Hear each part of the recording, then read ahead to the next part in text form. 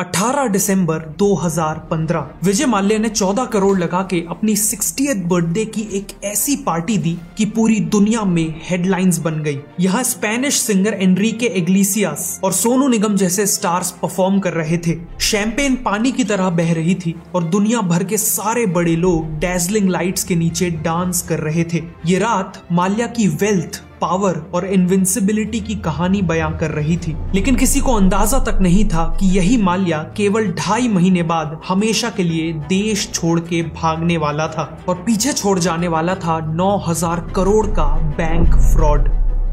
इस पूरी कहानी की शुरुआत होती है विजय माल्या नहीं बल्कि उनके फादर विट्ठल माल्या से। कर्नाटका से आने वाले विट्ठल ने कॉलेज के दौरान ही कंपनीज के फाइनेंशियल स्टेटमेंट्स को एनालाइज करने में मास्टरी हासिल कर ली थी और 1940s में इसी स्किल के बेस पे उन्होंने स्टॉक मार्केट से बहुत पैसे कमाए, जिसके बाद उनका ध्यान यूनाइटेड ब्रूवरीज नाम की कंपनी पे गया। ब्रिटिशर्स ने अपनी ट्रूप्स को शराब सप्लाई करने के लिए इंडिया में जगह जगह ब्रूवरीज लगाई थी और 1915 में इन्हीं ब्रूवरीज को मर्ज करके जो कंपनी बनी उसका नाम पड़ा यूबी यानी यूनाइटेड ब्रूवरीज। 1946 में विट्ठल माल्या ने यूबी के शेयर्स खरीदना चालू कर दिए और केवल 2 सालों में महज 24 साल की उम्र में वो यूबी के चेयरमैन बन गए। चेयरमैन बनने के बाद उन्होंने यूबी के प्रॉफिट्स को यूज करके कई और लिकर कंपनीज को अक्वायर किया और एक मैसिव लिकर बिजनेस बना लिया। उन्होंने अपनी स्किल्स और प्रॉफिट्स का यूज करके कई और सेक्टर्स की अंडर वैल्यूड कंपनीज को अक्वायर किया। 1981 तक उन्होंने 10 breweries, 14 distilleries, 7 processed food companies, 6 investment companies और ऐसी कई और कंपनीज को अक्वायर करके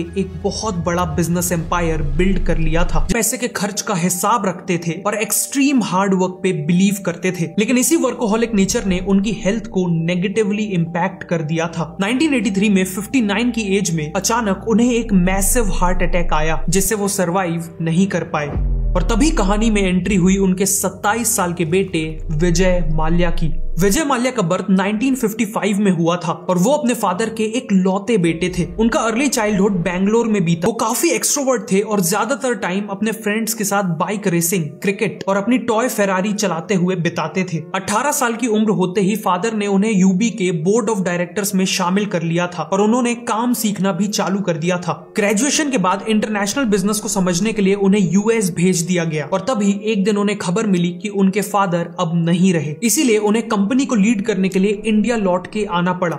अपने फादर से बिल्कुल उलट विजय की इमेज एक पार्टी एनिमल और फ्लैशी लाइफस्टाइल पसंद करने वाले इंसान की बन चुकी थी। इसीलिए यूबी ग्रुप के कई टॉप मैनेजर्स को विजय की लीडरशिप में कॉन्फिडेंस नहीं था, लेकिन समहाउ मेजॉरिटी शेयर होल्डर्स के सपोर्ट से विजय ही चेयरमैन बने। इसीलिए उन्होंने यूबी के लिकर बिजनेस से हटकर कई और सेक्टर्स में डाइवर्सिफाई करना चालू कर दिया। उन्होंने प्रेडिक्ट किया कि इंडिया में यूएस की तरह एक बड़ा फास्ट फूड रिवॉल्यूशन आएगा, इसीलिए उन्होंने मैकडॉवेल्स पिज्जा किंग नाम की फास्ट फूड चेन लॉन्च कर दी और दिल्ली और मुंबई में कई सारे आउटलेट्स खोल दिए। उनका इंतजार कर रहा था मुंबई के लेजेंडरी डब्बा वाला। एक इफेक्टिव डब्बा डिलीवरी सिस्टम होने के कारण लोग वीकडेज में बाहर का खाना प्रेफर नहीं करते थे और ओवरऑल भी इंडिया में उस टाइम ईटिंग आउट कल्चर उतना पॉपुलर नहीं था और 1987 तक इसे कंप्लीटली बंद कर दिया गया।